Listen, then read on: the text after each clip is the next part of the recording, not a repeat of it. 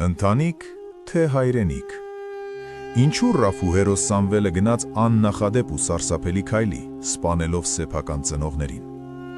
Արդարացված է արդյոք անձնական ողտերգությունը, երբ նժարին պետական շահն ու հայրենիքն են։ 19-րդ դարի ազգային զարթոնքի շրջանում Ռաֆին Սամվել վեպով ասպարեզ բերեց հայրենիքի համար տարապող որդու և դավաճան ծնողների ամենադրամատիկ հակամարտությունը։ Հերոսն անցնում է իր հոր Վահան Մամիկոնյանի և մորեղբորը Մերուժան Արծրունու գլխավորությամբ ամայացված հայրենիքով։ Հեղինակը նկարագրում է ողջակից ող ժողովրդին։ Ծխում էր Դվինը, ծխում էր Արտաշատը, ծխում էր Վաղարշաբաթը, ծխում էր Էջմիածնի վանքը։ Երբ Սամվելը հաշիվ է պահանջում հայրենադավ հորից, վերջինս սառնասրտորեն արդարանում է։ Մեծ գործերը մեծ զոհեր են պահանջում։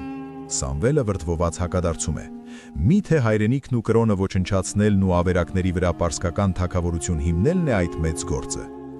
Այս գաղափարական բախումը հանգեցնում է ողբերգական լուծման, հանուն հայրենիքի պաշտպանության, հայրենասեր որդին սպանում է հորը, ապա կրոնափող ու ուրացող մորը։ Ամենացնցողը հասարակության արձագանքն է։ Երբ մայրն ընկնում է, բազմության միջից լսվում են ուրախաձայն աղաղակներ. արժանի է։ Սա հոգեբանական ու փիլիսոփայական բացարձակ ճշմարտություն է։ Պետական շահը վեր է ամեն ինչից, իսկ սեփական ժողովրդի դեմ դավաճանությունը չի ներվում երբեք, նույնիսկ ամենահարազատների կողմից։ Անպայման տարածեք այս տեսանյութը և անմիջապես պահպանեք այն որպես ազգային արժանապատվության հավերժական դաս։